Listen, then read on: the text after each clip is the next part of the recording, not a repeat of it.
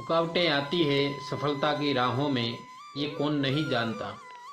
फिर भी वह मंजिल पा ही लेता है जो हार नहीं मानता।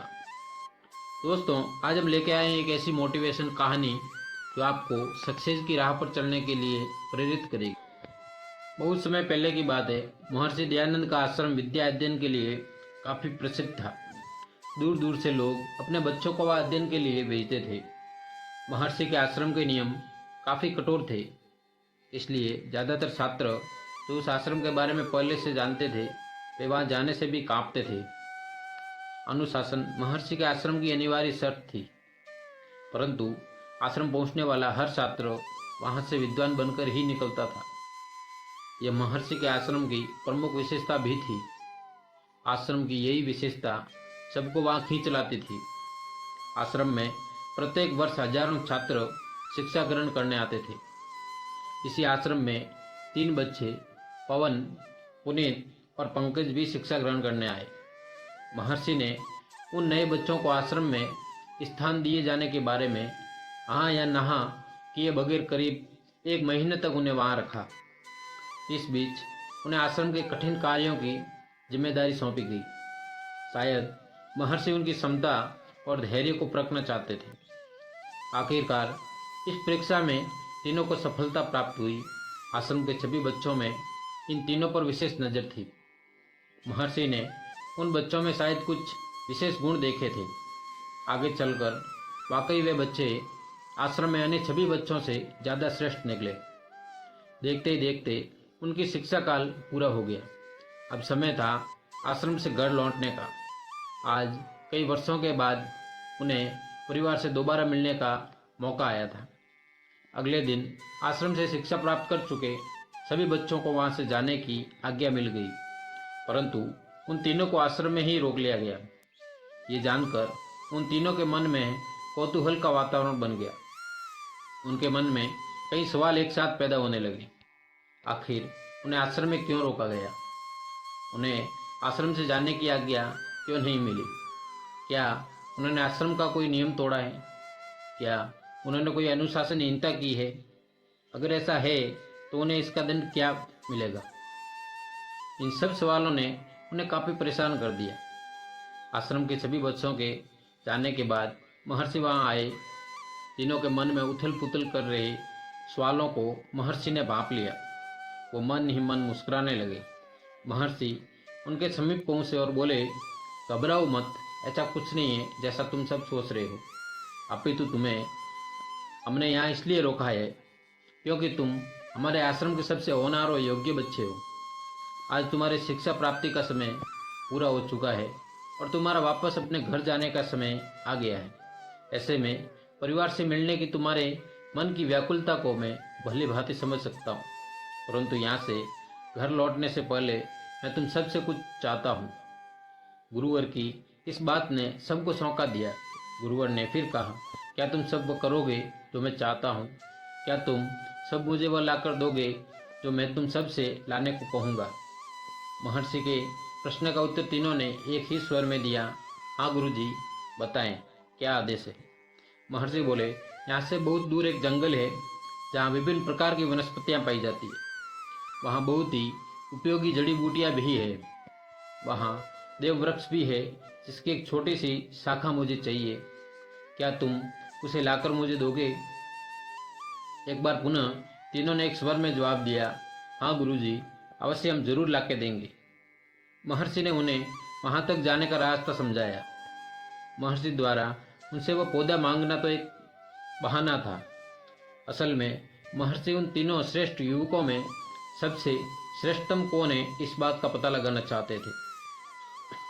उनके विद्या अध्ययन के दिनों में इस बात को कई बार उन्होंने परखना चाहे, परंतु अपने ही सिखाई उन तीनों बच्चों के बीच श्रेष्ठतम को जानने में वह असफल रहे। महर्षि की मात्र एक पुत्री थी जो रूपवान के साथ साथ गुणवान भी थी। वह भी आश्रम में उन बच्चों के साथ ही महर्षि से शिक्षा प्राप्त करती थी। महर्षि चाहते थे कि उनकी पुत्री के लिए उसके समान ही कोई गुणवान वर मिले जो उसकी तरफ सभी विद्याओं में दक्ष हो। इसके लिए उन्हें वो तीनों ही ठीक लगे, परंतु तीनों में सबसे श्रेष्ठ कौन है इसके लिए उन्होंने उनमें ये प्रतियोगिता रखी। वहाँ से जाते जाते महर्षि ने उनसे कहा, तुम तीनों में जो उस पौधे की एक डाल सबसे पहले मुझे लाकर देगा, उससे मैं अपनी पुत्री का विवाह करूंगा। महर्षि की पुत्री से सभी वाकिफ थे। ऐसी गुणवान प्रतिभा संपन्न युवती को अपना जीवन साथी बनाना भला कौन नहीं चाहेगा। तीनों ने पौधे को सबसे पहले लाने की ठान ली, क्योंकि वहां जाने का रास्ता कुछ घंटों, कुछ दिनों या कुछ हफ्तों का न होकर काफी लंबा था। वहां सिर्फ जाने में ही कई महीनों का समय लग सकता था। वहां से लौट कर आना तो और भी बड़ी बात थी। ऐसे लंबे रास्तों को कैसे तय किया जाए, यह सोचे समझे बगैर आगे बढ़ना ठीक नहीं था। इसलिए वह सभी वहां सबसे पहले पहुंचने के लिए विभिन्न मार्गों एवं संसाधनों पर मन ही मन विचार करने लगे। अगले दिन एकदम सुबह पुनीत वहां से निकल पड़ा। आश्रम के निकट ही जंगल में उसने कुछ लकड़ियां इकट्ठा की और उससे एक नाव तैयार की। यद्यपि नाव को बनाने में उसने निरंतर काफ़ी मेहनत करनी पड़ी, उसने काफ़ी पसीना बहाया, परंतु इस योजना की विशेषता ये थी कि एक तो नदी के बीचों बीच से एक नाव गुजरती थी, जो उस जंगल के बिल्कुल समीप से गुजरती थी जहाँ वो वृक्ष स्थित था। दूसरा, ये सबसे कम खर्च में हो गया। मुफ्त की लकड़ियाँ और थोड़ा कठिन परिश्रम से नाव तैयार हो गई। समय न गंवाते हुए वह फौरन नाव को लेकर नदी की ओर चल पड़ा। नदी के तट पर पहुंचकर उसने नाव को नदी में उतारा और उस पर सवार होकर मंजिल की ओर बढ़ा। परंतु यहाँ आश्रम में पवन और पंकज अभी भी सोच विचार में लगे थे कि वह इसके लिए कौन सा मार्ग चुने। शायद वे ऐसी चैलेंजिंग कंपटीशन में किसी प्रकार की जल्दबाजी नहीं करना चाहते थे। दूर दूर से महर्षि उन पर नजरें गड़ाए हुए थे। अगले दिन पवन पास के एक गांव में गया। उस गांव में काफी घोड़े थे। पवन को पता था कि इतना लंबा रास्ता पैदल तय नहीं किया जा सकता और ऐसा दूसरा कोई साधन नहीं है जो उस घोड़े से जल्दी पहुंचा सके। हालांकि ये सौदा थोड़ा महंगा था, क्योंकि इसके लिए उस घोड़े के मालिक को घोड़े का उचित मूल्य चुकाना पड़ेगा। परंतु पवन ने काफी सोच समझकर ये फैसला लिया। उसने घोड़े के मालिक से उसे ऐसा घोड़ा देने को कहा जो सबसे तेज दौड़ता हो। घोड़े के मालिक ने उसे वैसा ही घोड़ा दिया जैसा वह चाहता था। पवन ने उस घोड़े को खरीदा और वह उस पर सवार होकर काफी तेजी से मंजिल की ओर बढ़ चला। अब अंत में केवल पंकज रहा। कई हफ्ते गुजर गए परंतु पंकज नहीं गया। महर्षि ने सोचा कहीं इसने लड़ाई से पहले ही हार नहीं मान ली। परंतु फिर महर्षि सोचने लगे, क्या मेरे सिखाए बच्चे ऐसे भी हो सकते हैं? परंतु वह एक बात हमेशा गौर करते थे कि पंकज का वहां सिर्फ तन ठहरा था, मन तो प्रकाश से भी अधिक तीव्र गति से गतिमान था। कुछ दिनों बाद पंकज भी वहां से निकल पड़ा। महर्षि भी उसके पीछे पीछे चल पड़े। पंकज ने न नाव बनाई न ही घोड़ा खरीदा। वह पैदल ही पास के जंगल के रास्ते निकल पड़ा। जंगल का रास्ता विभिन्न जानवरों से भरा होने के नाते खतरनाक था, परंतु पंकज को तो सिर्फ अपना लक्ष्य दिखाई दे रहा था। वह जंगल को पार करके सामने एक विशाल पर्वत पर चढ़ने लगा। महर्षि वहीं ठहर गए। उन्होंने उसे रोकना चाहा क्योंकि यह काफी जोखिम भरा था, परंतु पंकज काफी आगे निकल पड़ा था। महर्षि की आवाज उस तक नहीं पहुंच सकी। पंकज कठिन पर्वत की चढ़ाई चढ़ता चला गया। महर्षि आश्रम वापस जरूर चले आए, परंतु उन्हें अब उस पौधे से ज्यादा अपने तीनों शिष्यों की चिंता सताने लगी।